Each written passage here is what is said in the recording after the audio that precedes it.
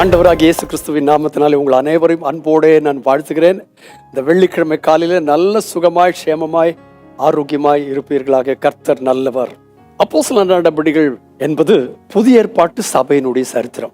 இதை நன்றாய் வாசித்தால் தேவனுடைய ஜனங்கள் எப்படியெல்லாம் கர்த்தருடைய வார்த்தையை அறிவித்தார்கள், அது நிமித்தமாக கஷ்டப்பட்டார்கள், ஆனாலும் கர்த்தருடைய ஊழியத்தை எப்படி செய்தார்கள், வசனத்தை ஜனங்கள் எப்படி ஏற்றுக்கொண்டார்கள், இதெல்லாம் நல்லா வாசிக்கலாம். இந்த 17ஆம் அதிகாரத்துல பவுலும் சீலாவும் ஊழியம் செய்கிற வார்த்தைகளை கண்ட பொழுது அவர்கள் சிறைச்சாலையில போடத்தக்கதான சூழ்நிலை வரைக்கும் வந்தது. ஆனால் அங்குள்ளதான விசுவாசிகள் அவர்களுக்காக பரிந்து பேசி ஜாமீன் வாங்கி அவர்களை வெளியே கொண்டு வந்து அங்கிருந்து பெரையா என்கிற பட்டணத்துக்கு அனுப்பிவிட்டார்கள். அவர்கள் அங்கே சேர்ந்து யூதருடைய ஜெபாலயத்துக்கு போனார்கள். அங்க போன பிறகு அந்த பட்டணத்தார், எந்த பட்டணத்தார்? பெரையா பட்டணத்தார் மனோவாஞ்சியாய் வசனத்தை ஏற்றுக்கொண்டார்கள். பவுலும் சீலாவும் சொன்ன வசனங்களை அவர்களுடைய மன வாஞ்சியாய், சந்தோஷமாய், ஆசீர்வாதமாய், ஆசையாய் வசனத்தை ஏற்றுக்கொண்டார்கள். ஏற்றுக்கொண்டது மாத்திரமல்ல, தினந்தோறும் வேத வாக்கியங்களை ஆராய்ந்து பார்த்தார்கள். எவ்ரிடே, காலை மாலை எந்த நேரம்லாம் கிடைச்சதோ தினந்தோறும் வேத வாசிகளை ஆராய்ந்து பார்த்ததுனாலே தெசலோனிக்கேயில் உள்ளவர்களை பார்க்கிலும் நற்குணசாலிகளாயிருந்தார்கள். பொதுவாக தெசலோனிக்கே சபை என்பது ரொம்பவும் விசேஷமான, அப்போஸ்தலனாகிய பவுலினால் ரொம்ப பாராட்டப்பட்ட சபை. அந்த சபையை காட்டிலும், அந்த சபையில் உள்ளவர்களை காட்டிலும் வேத வசனங்கள் இப்படி இருக்கிறதா என்று ஆராய்ந்து பார்த்த, தினந்தோறும் ஆராய்ந்து பார்த்த பெரையா பட்டணத்தார் அவர்களை காட்டிலும் நற்குணசாலிகளாயிருந்தார்கள் என்று வசனம் சொல்லுகிறது. அதுக்கு அடுத்த வசனத்துல பார்த்தீங்களான்னா இன்னும் அழகா சொல்லியிருக்கு.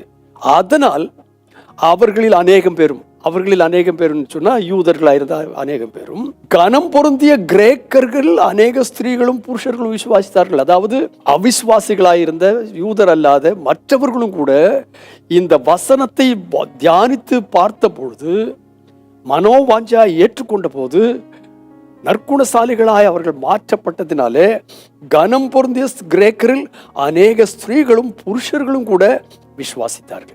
அப்படியானால் கர்த்தருடைய வசனம் எவ்வளவு விசேஷமான தெரியுமா? இந்த வசனத்தை மட்டும் நம்ம ஆராய்ந்து பார்க்க கர்த்தர் நமக்கு உதவி செய்வாராக. மாத்திரமல்ல, வாஞ்சியாய் ஏற்றுக்கொள்ள, மனோவாஞ்சியாய் வசனத்தை ஏற்றுக்கொண்டு காரியங்கள் இப்படி இருக்கிறதா என்று தினந்தோறும் வேத வசனங்களை ஆராய்ந்து பார்க்க கர்த்தர் நமக்கு உதவி செய்வாராக. முதலாம் சங்கீதத்திலே சொல்லியிருக்கு, துன்மார்க்கனுடைய ஆலோசனை நடவாமல், பாவிகளுடைய வழியில் இல்லாமல், பரியாசக்காரத்தில் உட்காராமல், கர்த்தருடைய வேதத்தில் பிரியமாயிருந்து இரவும் பகலும் அதன் மேல் அதை தியானம் பண்ணுகிற மனுஷன் பாக்கியவான். அவன் செய்வதெல்லாம் வாய்க்குமா, அவன் செய்வதெல்லாம் வாய்க்கும். வேத வசனங்களை தியானிக்கிறவர்கள் நீர்க்கால்களின் ஓரமாய் நடப்பட்டவர்களை போல இருப்பார்கள். நீங்களும் நானும் அப்படி காணப்பட இந்த காலை வேளையில கர்த்தர் நமக்கு உதவி செய்வாராக. மனோவாஞ்சியாய் ஏற்றுக்கொள்ளுங்கள். மிகவும் தியானத்தோட ஒவ்வொரு நாளும் வேத வசனத்தை நாம் தியானிப்போம். நற்குணசாலிகளாய், தெசலோனிக்கே சபையை காட்டிலும் நற்குணசாலிகளாய் காணப்பட எனக்கும் உங்களுக்கும் இந்த நாளிலே கர்த்தர் உதவி செய்வாராக. பரிசுத்த பிதாவே இயேசு கிறிஸ்துவின் நாமத்தினாலே நாங்கள் நற்குணசாலிகளாய் இருக்க வேண்டுமானால் என்ன செய்ய வேண்டும் என்பதை குறித்து இந்த காலை வேளையில எங்களுக்கு சொன்னீரே. உங்களுடைய வசனம் சத்தியம். அந்த சத்தியத்தை கர்த்தாவை ஏற்றுக்கொண்டு அந்த சத்தியத்தை மனோவாஞ்சியாய் தியானிக்கிறதுனாலே கர்த்தாவை எங்களுக்கு ஏற்படுகிற நன்மை என்ன என்று பார்க்கிறோம். நாங்கள் நற்குணசாலிகளாய் இந்த உலகத்தில் வாழ எனக்கும் எங்களுக்கும் ஒத்தாசைப்படும். இந்த நாமத்தை மகிமைப்படுத்திக் கொள்ளும் இயேசு கிறிஸ்துவின் நாமத்தில் பிதாவே, ஆமென், ஆமென். வசனத்தை வாசிங்க, வசனத்தை நேசிங்க, வசனத்தை ஏற்றுக்கொள்ளுங்க.